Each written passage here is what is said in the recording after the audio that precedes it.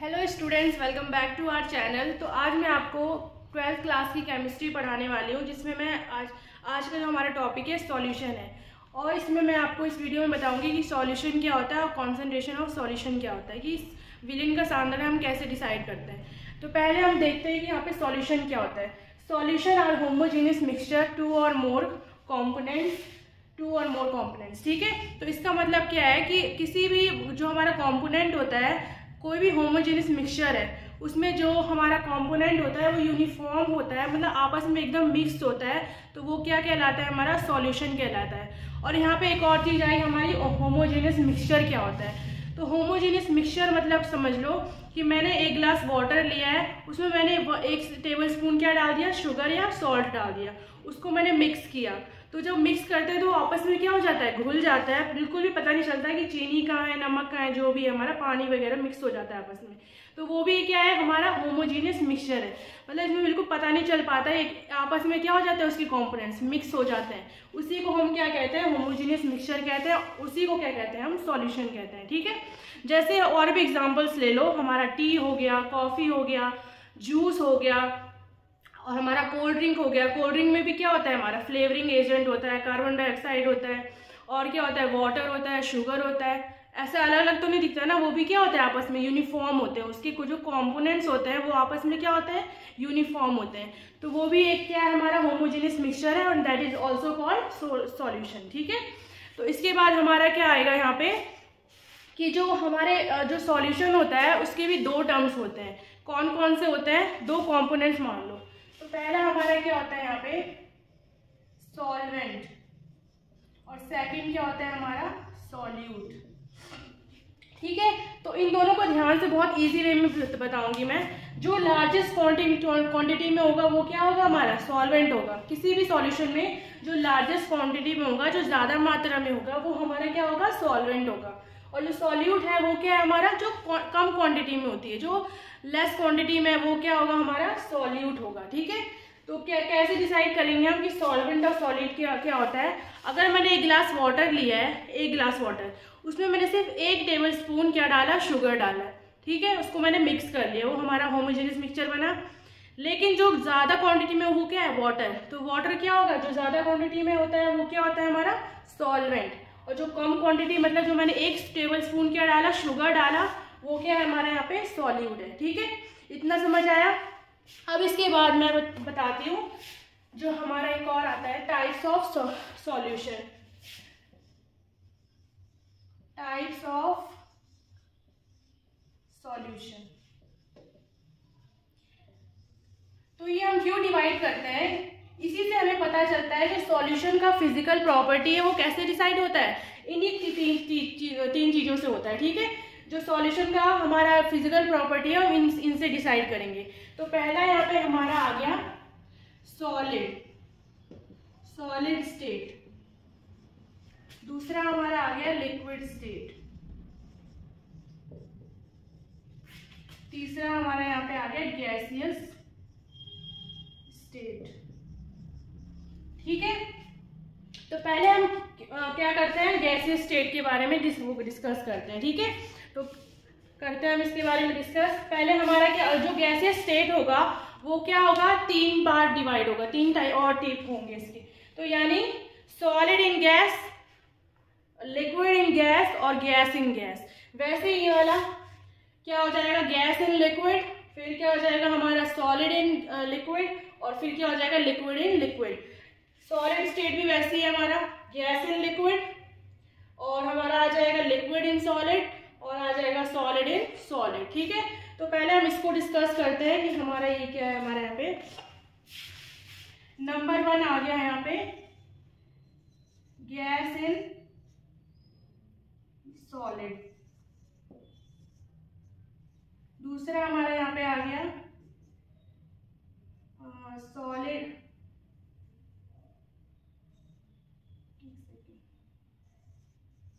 Gas in liquid.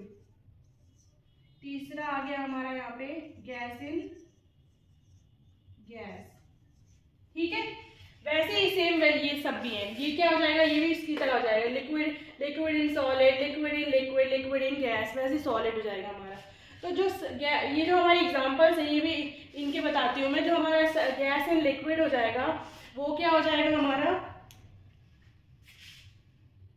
तो यहाँ पे हमारे कुछ एग्जांपल्स हैं सॉलिड स्टेट, लिक्विड स्टेट और गैसियस स्टेट के। पहले हमारा क्या है, गैस इन सॉलिड, तो ये क्या हो जाएगा, सॉल्यूशन ऑफ जो हमारा हाइड्रोजन है विद पोलेडियम। तो जो पोलेडियम होता है वो हाइड्रोजन को इतना ज़्यादा 900 टाइम्स क्या कर लेता है, एब्जॉर्ब करता है, इतनी मतलब उसकी क्या होती है, वॉल्यूम होती है। यहाँ पे दूसरा क्या हमारा यहाँ पे liquid in solid, liquid in solid क्या हो गया हमारा, जो मरकरी का एमलगम होता है वो सोडियम के साथ रिएक्शन करके क्या बनाता है, ये अलग एग्जाम्पल बनाता है लिक्विड इन सॉलिड का। नेक्स्ट क्या है हमारा यहाँ पे सॉलिड इन सॉलिड। तो आपने सुना होगा जो हमारा ज्वेलरी होती है, गोल्ड की ज्वेलरी होती है, वो 24 कैरेट कभी भी नहीं बनती है, मतलब हम प्योर गोल्ड को कभी भी हम उसकी क्या बना नहीं सकते, ज्वेलरी नहीं बना सकते। तो 22 कैरेट कैसे बनाते हैं उसको, इसी से बनाते हैं हम कॉपर को मिक्स करके। तो सॉलिड इन सॉलिड क्या हो गया, उसका एग्जाम्पल हो गया। वैसे यहाँ पर हमारा क्या है, गैस इन लिक्विड, उसके बाद क्या हमारा लिक्विड इन लिक्विड, फिर हमारा क्या है सॉलिड इन लिक्विड, ठीक है। तो इसमें हम देखते हैं हमारा क्या हो जाएगा। तो नेक्स्ट क्या है हमारे यहाँ पे gas in liquid, liquid in liquid और सॉलिड इन लिक्विड। जो गैस इन लिक्विड है इसमें आपने देखा होगा जो वाटर के साथ जो ऑक्सीजन मिक्स होता है, इसी की वजह से हमारा क्या होता है, जो एक्वाटिक जो सर्वाइवल जो एक्वाटिक लाइफ होती है वो क्या होती है, सर्वाइव की जाती है। जो हमारी जो उसमें एनिमल्स होते हैं वो सर्वाइव कर पाते हैं, कैसे, क्योंकि हमारा जो वाटर होता है उसके साथ क्या मिक्स होता है, ऑक्सीजन। वो किसका एग्जाम्पल है, गैस इन लिक्विड का। नेक्स्ट क्या है हमारा लिक्विड इन लिक्विड। तो जैसे इथेनॉल को हमने वाटर के साथ मिक्स किया तो वो कौन सा एग्जाम्पल हो जाएगा, लिक्विड इन लिक्विड का। नेक्स्ट क्या है यहाँ पे solid in liquid. Solid in liquid आपने बहुत एग्जाम्पल देखेंगे, मैंने अभी बताया था, वाटर और सॉल्ट डाल दो या शुगर डाल दो, सॉल्यूशन बन गया उसका, किसका, सॉलिड इन लिक्विड का। नेक्स्ट क्या है यहाँ पे सॉलिड इन गैस। तो सॉलिड इन गैस आपने कैम्फर देखा होगा, यानी कपूर। कपूर को जब हम नाइट्रोजन गैस के साथ मिक्स करते हैं तो किसका एग्जाम्पल हो जाता है, सॉलिड इन गैस का। नेक्स्ट क्या है यहाँ पे लिक्विड इन गैस।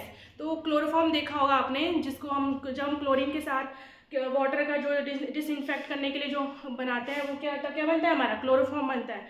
तो वो क्लोरोफॉर्म के साथ जब नाइट्रोजन गैस की रिएक्शन कराते हैं, जो सॉल्यूशन बनाते हैं वो क्या होता है हमारा लिक्विड इन गैस का एग्जाम्पल होता है। नेक्स्ट क्या है यहाँ पे हमारा गैस इन गैस। तो गैस इन गैस आपने देखा होगा हमारे जो भी हमारा हवा है, एयर, इसमें क्या है, मिक्स है ना आपस में, नाइट्रोजन है, कार्बन डाइऑक्साइड है, ऑक्सीजन है, ये क्या है आपस में मिक्स है। तो वो किसका एग्जाम्पल हो गया, गैस इन गैस का।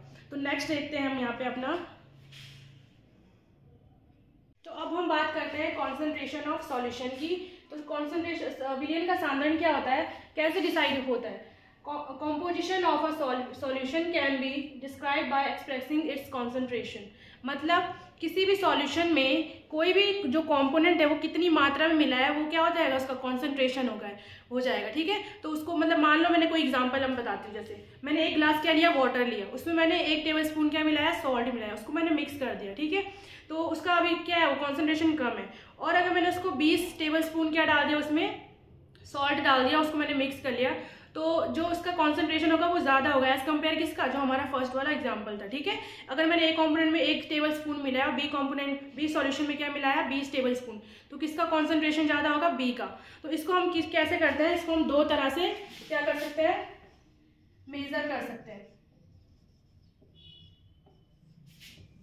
सॉल्यूशन की कॉन्सेंट्रेशन को। तो एक क्या होता है हमारा क्वालिटेटिवली,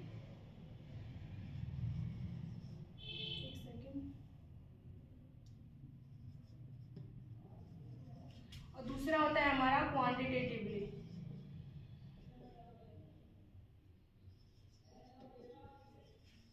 तो ये 2 टर्म्स को देखो, इसका मतलब क्या है यहाँ पे, क्वालिटेटिवली का मतलब क्या होता है, ये हम मतलब बस अनुमान लगा सकते हैं कि इसमें कितना हमारा कॉन्सेंट्रेशन मिक्स हुआ है, कैसे पता लगा सकते हैं। वैसे ही क्वांटिटेटिवली में भी हमारा क्या है यहाँ पे, इससे हम स्पेसिफिकली क्या कर सकते हैं, मेजर कर सकते हैं, एक स्पेसिफिक नंबर से हम मेजर कर सकते हैं कि उसका क्या कॉन्सेंट्रेशन कितना है उस सॉल्यूशन के अंदर। तो ठीक है, तो अब हम किसके बारे में बात करेंगे, क्वांटिटेटिवली के बारे में। तो इसको देखो यहाँ पे, इसको हम 7 प्रकार से मेजर कर सकते हैं। फर्स्ट क्या है हमारा यहाँ पे, मास परसेंटेज, ठीक है।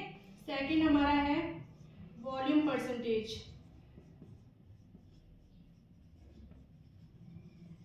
थर्ड है हमारा यहाँ पे मास बाय वॉल्यूम।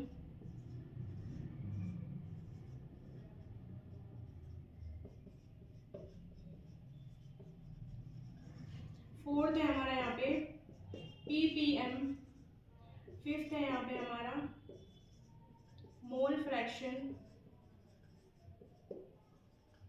सिक्स्थ है मोलैरिटी एंड सेवेंथ के हमारा यहाँ पे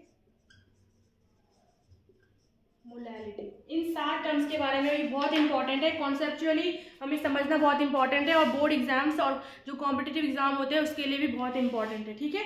तो इसीलिए इसको ध्यान से समझना, एक एक करके मैं बताती हूँ क्या होता है हमारा। तो पहले हम क्या करेंगे, मास परसेंटेज के बारे में बताएंगे आपको। तो मास परसेंटेज क्या होता है, जो हमारा मास परसेंटेज होता है वो क्या होता है हमारा, किसी भी कंपोनेंट में जो उसका मास होगा वो उसका परसेंटेज किससे निकालते हैं, मास परसेंटेज से निकालते हैं, ठीक है। तो इसकी डेफिनेशन हम लिखते हैं यहाँ पे। अब क्या है हमारे पास mass percentage of a component. इसका मतलब क्या है कि किसी भी कंपोनेंट में अगर हमारा जो किसी भी कंपोनेंट में अगर हम उसका मास निकालना चाहते हैं तो उसका परसेंटेज निकाल के हमारे क्या निकल जाएगा, मास परसेंटेज निकल जाएगा। तो यहाँ पर फॉर्मूला क्या है, mass percentage of a component is equal to mass of the component in the solution upon total mass of the solution into 100।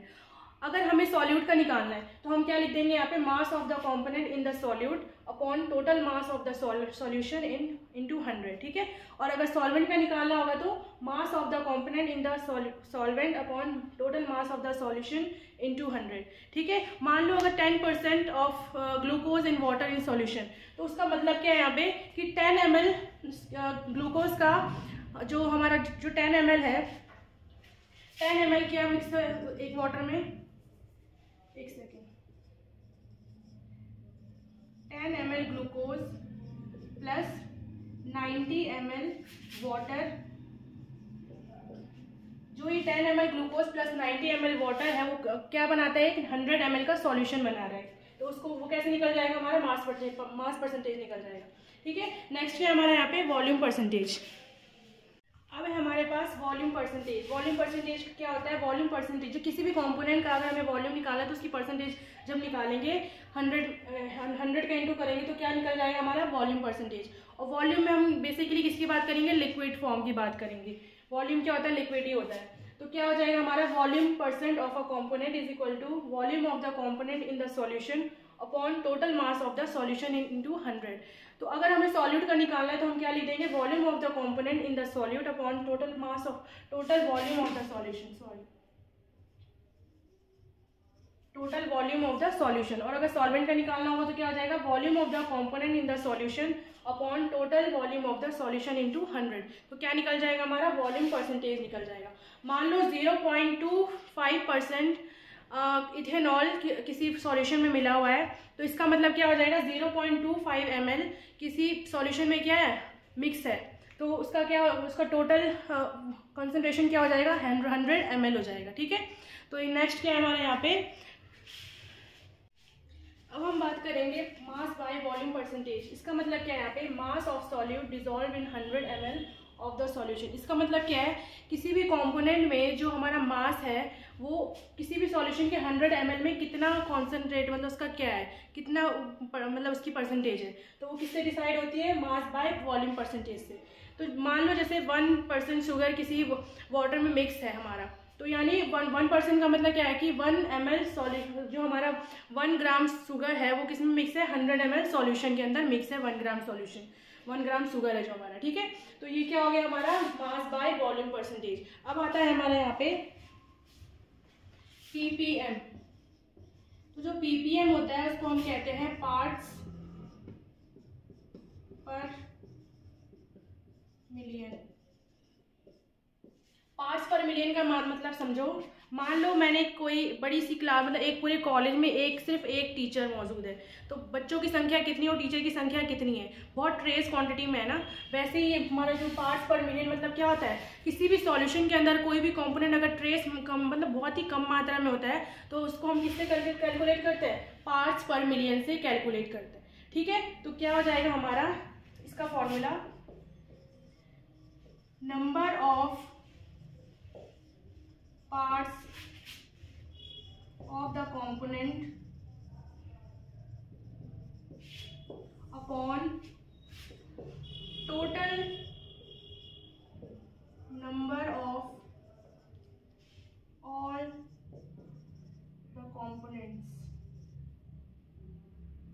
all the parts of components into, अब यहाँ पे क्या आ गया हमारा पर मिलियन, मिलियन का मतलब ही क्या है, यहाँ पे 100 से इंटू नहीं करेंगे हम, यहाँ पे क्या करेंगे 1 मिलियन से इंटू करेंगे। तो इसी से किस क्या काउंट हो जाएगा हमारा पार्ट्स पर मिलियन। पार्ट्स पर मिलियन का इसका जैसे एग्जांपल ले लो, हमारा जो एटमॉस्फेयर है उसमें कितनी सारी गैसेज हैं और जो उसमें पॉल्यूटेंट्स होते हैं वो कितनी कम मात्रा में, तो जो पॉल्यूशन बनाते हैं तो पर उनकी संख्या क्या होती है, बहुत कम मात्रा में प्रेजेंट होते हैं। तो उसको हम किससे काउंट करते हैं, पार्ट्स पर मिलियन से काउंट करते हैं। ठीक है, अब हमारे यहाँ पे क्या है मोल फ्रैक्शन। मोल फ्रैक्शन क्या होता है, mole fraction of the component, मतलब क्या है यहाँ पे किसी भी कंपोनेंट, किसी भी सॉल्यूशन के अंदर हमें उस पर्टिकुलर कंपोनेंट का जो हमें मोल फ्रैक्शन अगर निकालना है तो हम किससे निकालते हैं, मोल फ्रैक्शन से निकालते हैं। तो फॉर्मूला क्या है यहाँ पे हमारा, number of moles of the component upon total number of moles of all the component, मतलब उस सॉल्यूशन के अंदर जितने भी कंपोनेंट्स होंगे उससे हम क्या करेंगे, और उसके जो मोल एक कंपोनेंट का जिसको हमें कैलकुलेट करना है वो क्या निकल जाएगा हमारा, मोल फ्रैक्शन निकल जाएगा। तो इसको हम किससे डिनोट करते हैं, इसको हम काई से डिनोट करते हैं मोल फ्रैक्शन को। ठीक है, तो अगर मैंने मान लिया कि हमारा ए कंपोनेंट है, कोई मोल फ्रैक्शन हमें किसका निकालना है, ए कंपोनेंट का निकालना है, तो उसका फॉर्मूला क्या हो जाएगा, Na upon Na plus Nb, total number और उसका क्या है, उसके जो स्पेसिफिक कंपोनेंट है। दूसरा अगर मेरे को निकालना है किसी बी कंपोनेंट का, तो उसका क्या हो जाएगा, number of moles upon total number of moles.